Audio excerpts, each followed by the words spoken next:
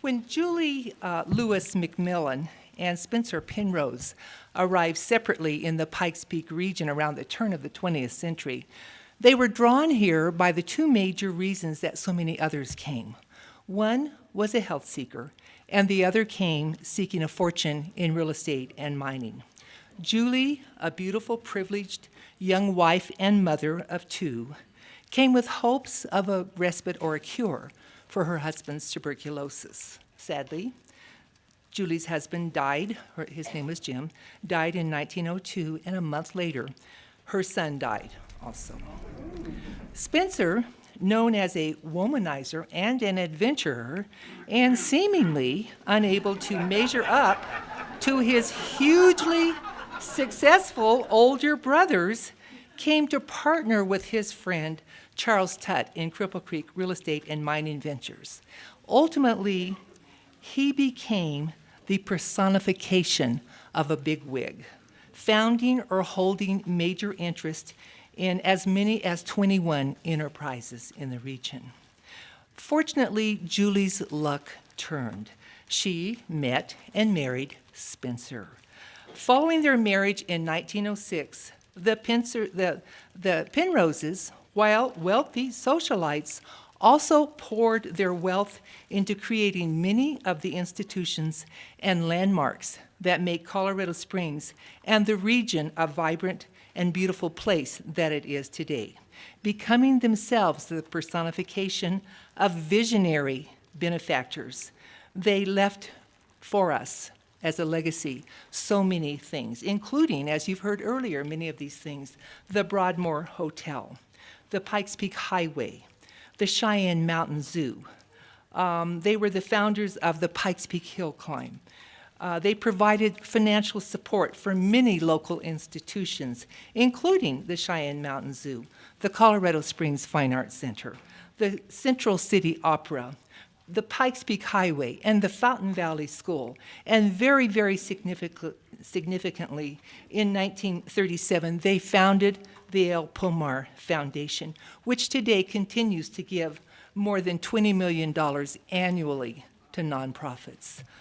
Following Spencer's death from cancer in 1936, Julie gave millions to build up the Penrose Hospital to help other health seekers. It is my pleasure today to introduce Colorado Springs' premier bigwigs and benefactors, Mr. Spencer and Mrs. Julie Penrose.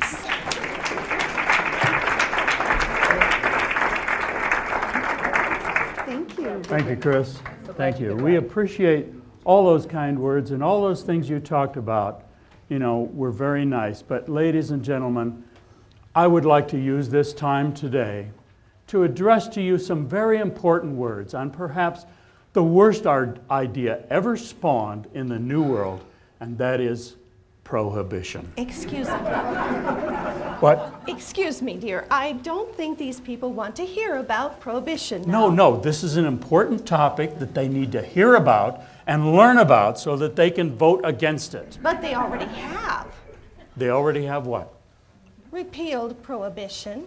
It hasn't been a law for over 80 years. It hasn't? No. This is 2014. I think they want to hear about something else. All right. What should we talk about? How about they'd like to hear about us, our story? Our story. Yes. What should I say? Just talk about things that are important to you. Tell them about your hotel or your copper mines, your gold mines. Oh, the gold rush of 1890s. Things that are important to me. Yes. Okay, I'm going to talk about women. Oh. Dear, this is a genteel audience, and I don't think it polite to talk about those certain women. Julie, as I used to say to Charlie, tut tut. This will be fine. Mm-hmm. Ladies and gentlemen, my father taught me about women. Now, he was a Philadelphia physician, a member of the upper class, and the father of 6 sons. And his idea was that young gentlemen of the upper class should achieve more than the common man, but also hold to higher standards than the common man. Well, my brothers may have been able to do that, but I never was. I'm afraid I was the black sheep of the family. Still, when I was about to set out on my own, my father took me aside for a serious talk, and he warned me about the wiles of women, especially the socialites. Oh, like me. No, dear, I would never include you in that group. No. See, my father taught me about sex, not by having a conversation about the birds or the bees, or by showing me anatomical charts. Instead, he took me down to the river, to the waterfront, to an establishment where he introduced me to a professional woman that he had hired for that purpose. It was kind of like going to a clinic to get a shot.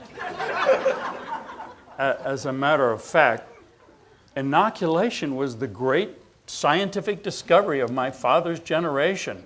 And I think that his plan was to inoculate me with professional women so that I could avoid and be immune to the greater disease of social light women. And I have thought that was a great plan. I've followed it all my life. I've occasionally given myself booster shots. And through all that time, I've found that the professional woman is usually a good person. You know, she works very hard to earn her money. She's usually looked down by the upper strata of society. As a matter of fact, she's kind of like me. And I've always enjoyed her company. How am I doing? Could use a little work. Okay. Ladies and gentlemen, welcome. I'm Julie Penrose. I grew up in Detroit, Michigan.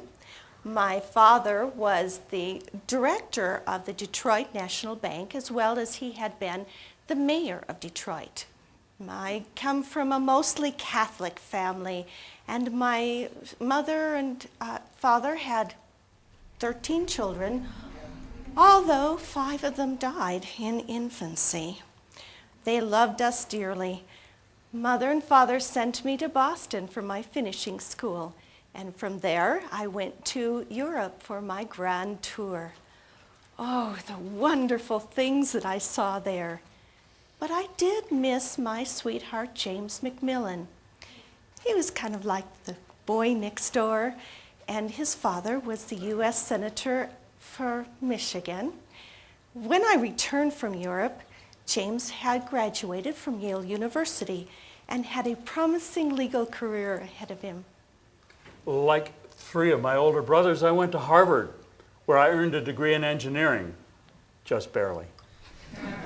I think the problem was I was more interested in things outside of books. For example, I hired a professional boxer to teach me how to fight. And I went out for the rowing team. Unfortunately, there was a boating accident and I damaged my eye.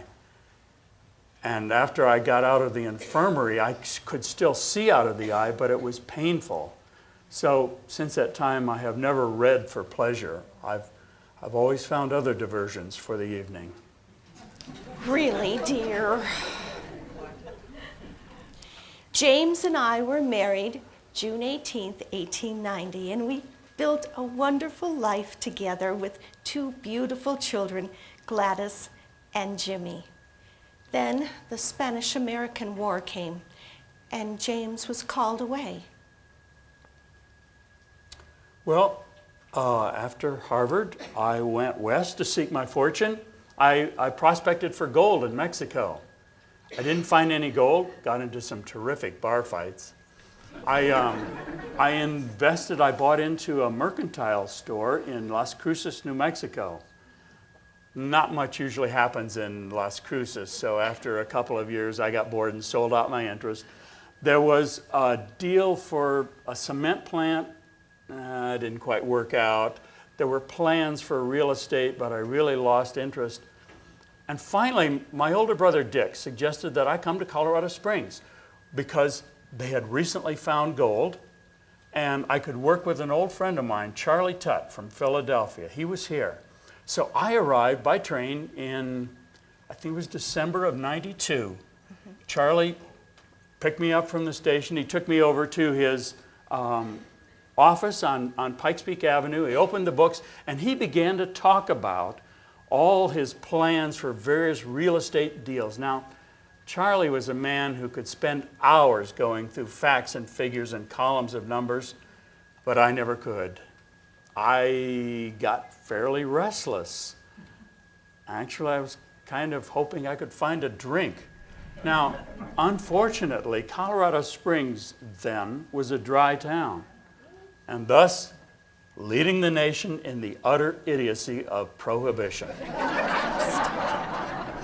Fortunately, Charlie put me in his carriage. He took me out of town, southwest of town, to a mesa where there was the Cheyenne Mountain Country Club. Now that was a wonderful place. I think it's still there, as a matter of fact. But they had polo, they had bird shooting, they had gaming tables, and best of all, they had a bar where a man could sit down and enjoy a drink. Why, after a while, they even had a bar fight. You're not going to tell that story, are you? Yes, it's one of my favorites. Oh, dear.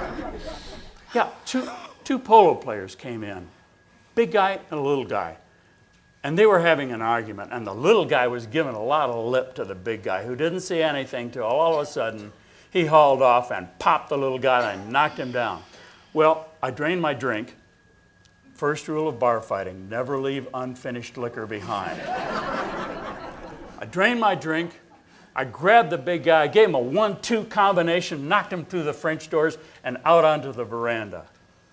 And then I turned to pick the little guy up, but he was looking at me funny. And he said, "Why don't you mind your own business?" And I looked around that bar room, and I saw that everybody was staring at me. The members, the staff, and I could see it in their eyes that in their opinion I was just a hellraiser who did not belong in polite society. Well, Charlie got me out of there.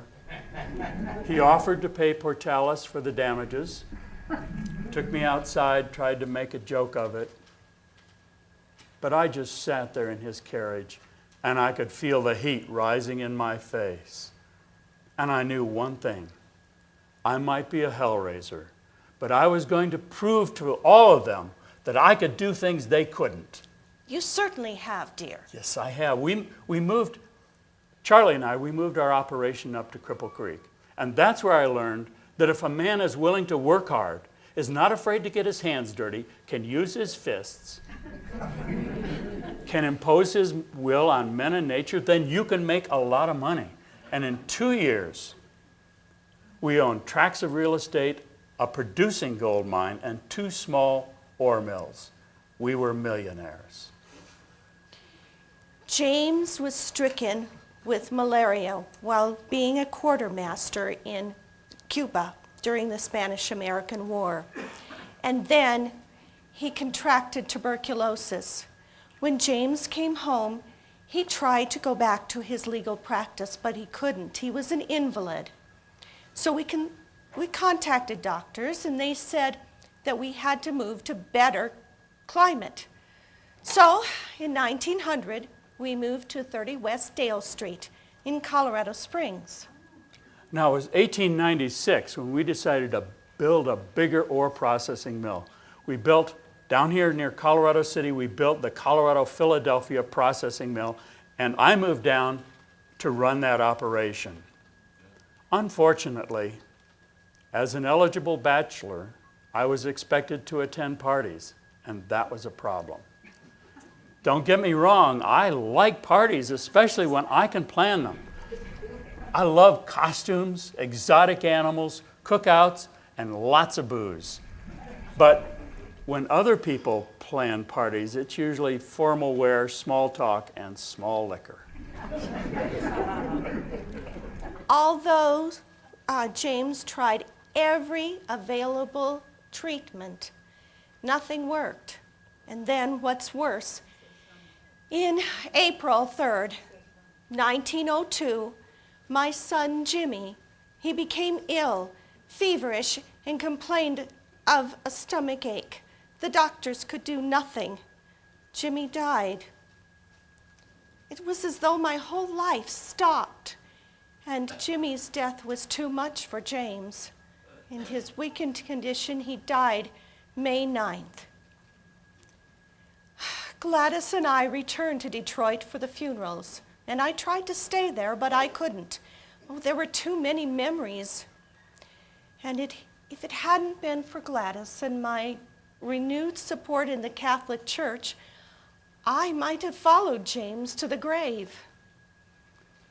You know, one of the difficulties for an eligible bachelor's, one of the menaces, is the women.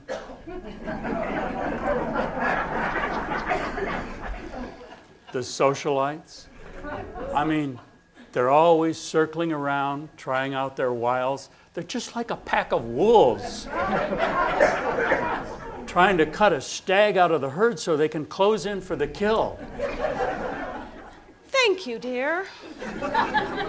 You're welcome. Gladys and I returned to Colorado Springs, and for 2 years we led a quiet, reclusive life. But after a time, I renewed a friendship with Edith Field, also a widow. Together, as part of the healing process, we began attending local events. Oh, Edith had found comfort in the romance with a gentleman from Detroit, Mr. Newberry. And they amused me, as I had decided not to marry again, and I wasn't looking for anyone. After a time, after James' death, once in a while, Mr. Spencer Penrose and I would meet at social events, and we would talk. You know, Julie seemed like a very sensible person, honest, no games. And since she was a widow, I made a few gestures, friendly gestures to help her out. And she returned some friendly gestures to me. Oh, Spencer had taken up housing in the El Paso Club. And his quixotic lifestyle had left him with indigestion that was at the mercy of the whims of local restaurants and part-time cooks. So, as a friend, I sent my cook's broth, delivered by my butler, and I sent a maid to clean his room so that he might enjoy better health. These things I would have done for any one of my friends, but I found myself wanting to be in his company. Sometimes she'd invite me for breakfast, followed by long walks in the garden, or sometimes in the evening we'd play cards, have long conversations. Sometimes she'd read to me. And the thing about her was that she never asked me to change or to give up any of my ways. The only thing she asked of me is that I attend parties with her. I was happy to listen to him speak of all of his plans. And what did you speak of, dear?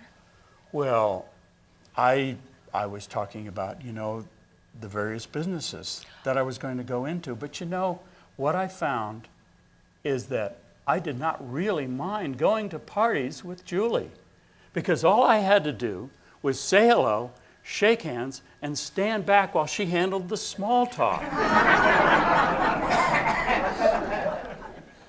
And the amazing thing is, the socialites left me alone. I mean, what is it that a woman does to mark her territory? Does she leave some kind of scent that says, "Don't come any closer"? Don't fret about it, dear. Okay. Spencer loved to travel. He could go wherever he liked with his friends and his brothers, and the East Coast became his playground. but he always returned to Colorado Springs.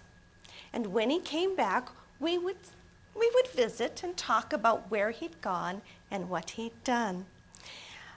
He was still hesitant about having a closer relationship, but by then, I found I couldn't live without him. You know, I began to become comfortable with Julie. I began to depend on her. I began to feel a rising sense of panic that I would lose my bachelorhood. So I did what any sensible man would do. I planned my escape. I talked my older brother Dick into a trip to Europe. So we took a train to New York, booked passage on a steamer bound for the continent, but just as the ship was about to depart, I got a bit of a shock. Learning that Spencer was going to be sailing on the Kaiser Wilhelm de Gross in February of 1906, sorry dear, I decided that it was time for Gladys to go to a boarding school in Belgium. Having made the decision, I booked passage for Edith Field, myself, and Gladys. We boarded at the very last moment. You know, Sun Tzu said that a general should know the mind of his enemy, but when the enemy knows your mind and has spies in your camp, and you're fighting a war that you don't really mind losing, the only thing you can do is surrender. Later on in the trip, I learned that Spencer had asked his brother Dick to write a letter of intent to their father. His intent was to marry me. Now, it seems I had been in his mind more than I knew. Well, when we reached the continent, Spencer offered to drive us around Europe in his automobile, and Edith and I accepted.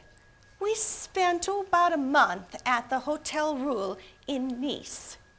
One day I was sitting, sunning under an umbrella when a note fell into my lap. I looked around and there was Spencer standing behind the umbrella. I opened the letter addressed to Spencer. It was from his father, and it said he gave his permission to propose marriage to me, at once if he so chose. There he stood, silent and afraid. My answer, of course, was yes. We were married at St. George's Church in London, April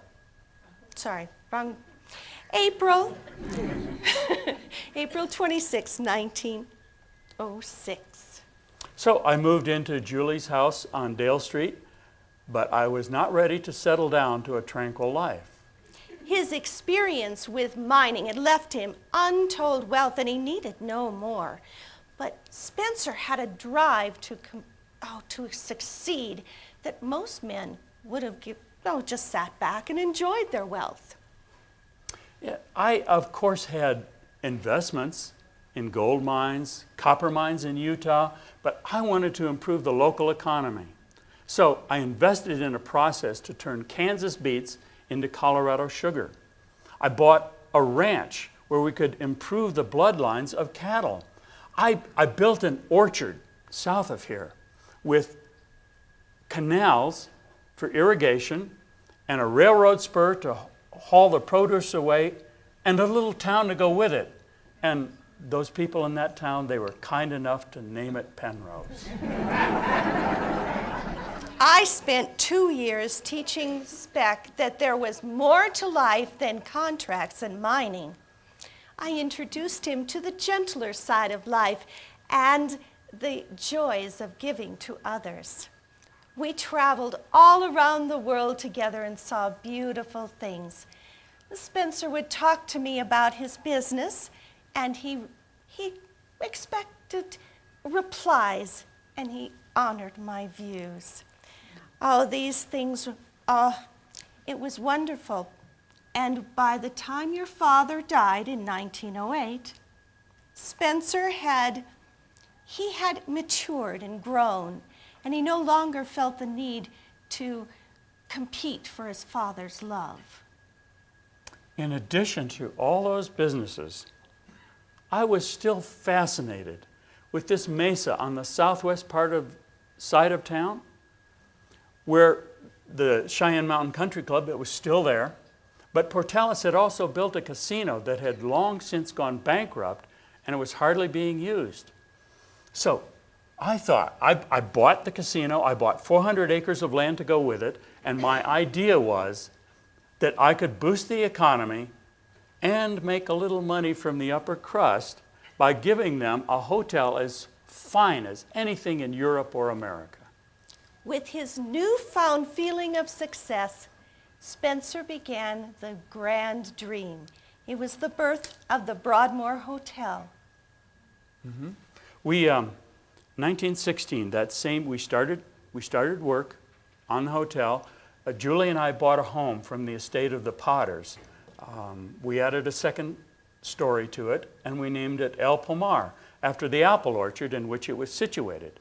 And we continued working on our hotel, and we completed in about 2 years. Spencer wasted no time. He hired Donald Ross to design the golf course. He contacted and asked for designs for the hotel, about 6 companies before he decided on C.L. Wetmore. Wetmore came out in January of 1917 to look over the land, and his designs echoed the mountains and enfolded the Lake Cheyenne. Well, at that time, America had joined the war in 1917, but Spencer had the very best of everything. He had gold mining tailings turned into steel and concrete. We went to Europe. We bought antiques and linens, china, even chandeliers. We employed the very best artists. And, by the end of the construction, over 100 Italian artists from both New York and Italy just sort of swarmed over the Broadmoor like an army of ants. And as our very first registered official guest, we had John D. Rockefeller himself. Unfortunately, he was affected somewhat by the smell of fresh paint, so he moved to the Antlers. You know, I have battled with the Antlers for years. Did you ever hear the story about the time I got thrown out of there? Well, was that the one where you rode your horse through the lobby? Yes, I've heard that one, dear. Oh. Let's see. Oh, yes, Chef Strata. He was the chef of the Broadmoor. Although he did work for the Antlers, Spencer drew him away. And Chef Strata, he kind of presided over the kitchens for decades. And the entertainment. There was entertainment of every kind at the Broadmoor, from the swimming pool and the indoor theater to the golf course, hiking, hunting, fishing, boating on the outside. And there was, just everything you can imagine. In 1920, this country passed into law the worst idea ever, prohibition. Well, I wasn't going to stand for it. I prepared for war. I prepared for a siege. I dug a secret tunnel under the Broadmoor Lake, and I stored all the best booze down in there. I had a hidden staircase behind the shelf in my library, and it went down to a private cellar. I bought out businesses, bars that were going out of business. I bought their liquor stocks. I stored booze in warehouses all across the country. I was ready to last for a decade, maybe 2 if I was careful.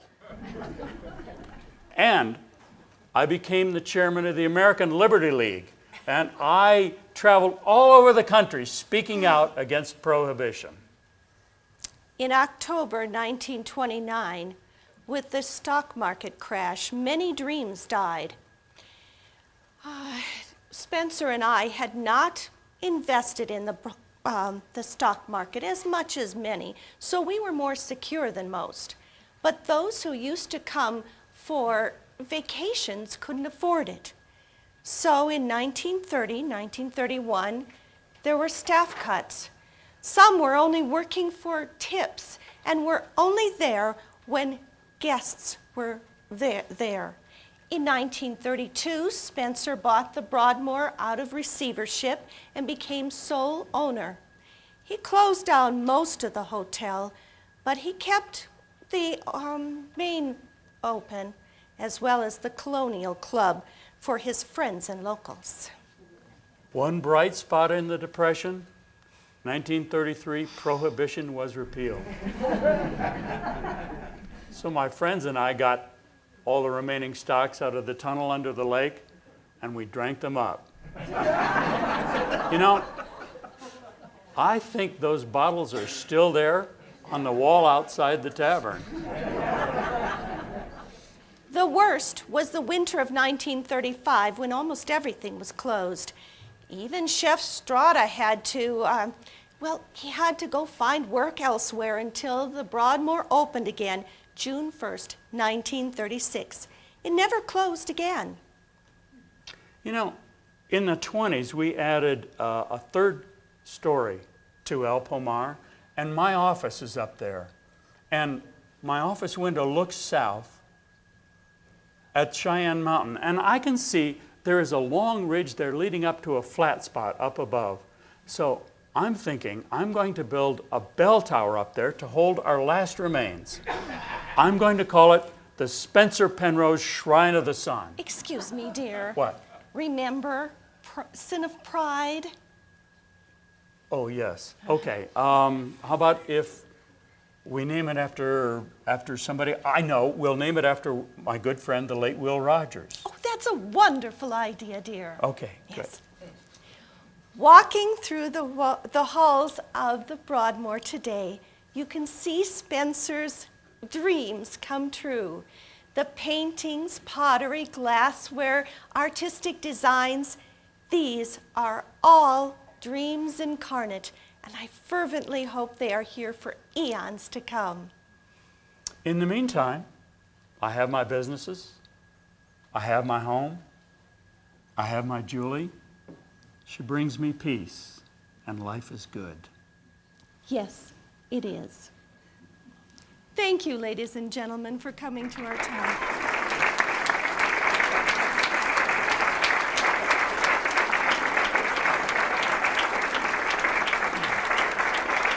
I believe it's open for questions now. Oh, yes, sir.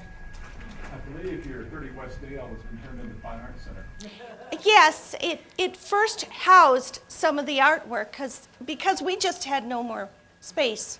We kept adding on to El Pomar and had no, but yes, it was moved and the Fine Arts Center is there now. Spencer, when you finished in Cripple Creek, you went to Utah and took over the Bingham Canyon mine because it was a gold mine. I'm awfully sorry it was contaminated by copper. Well, you know, Dan Jackling was just a wonderful metallurgist. And he came up with this terrific idea for producing efficient copper out of like 2% ore, you know. And even though it was 1902, he just had a feeling, and I'm glad he did, that copper wasn't used for much back then, but it certainly became important later. So yes, it was very fortunate. Yes? It's very nice that at the Glockner, You know, we're going to have to pick on somebody else I after know. this. Yeah, go ahead, sir. it's very nice at the Glockner that you imported Del Regado from Madame Curie, and you cured your throat cancer from smoking uranium. But Yeah, more yeah. about the esophageal cancer you died of. Was that possibly alcohol?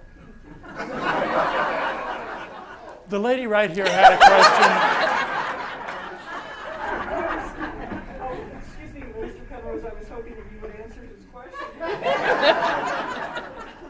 Well, we don't speak of that. Okay, Julie, does it seem to you like your daughter Gladys was the wealthy American who saved the Belgian aristocrat? Well, you know, they were held in house arrest. Her husband, yes, Gladys was married to a count in Belgium, and they had their daughter, Pauline, my granddaughter, and they were held during the war until the war ended, and then in 1919, yes, I had the Pauline Chapel built because I prayed to God that they would be saved. And since he saved them, I thought it would be appropriate to have the chapel built. Catholic Church does not name churches after women. It's a But chapel. you know, when you're building the church, and you're paying for the church.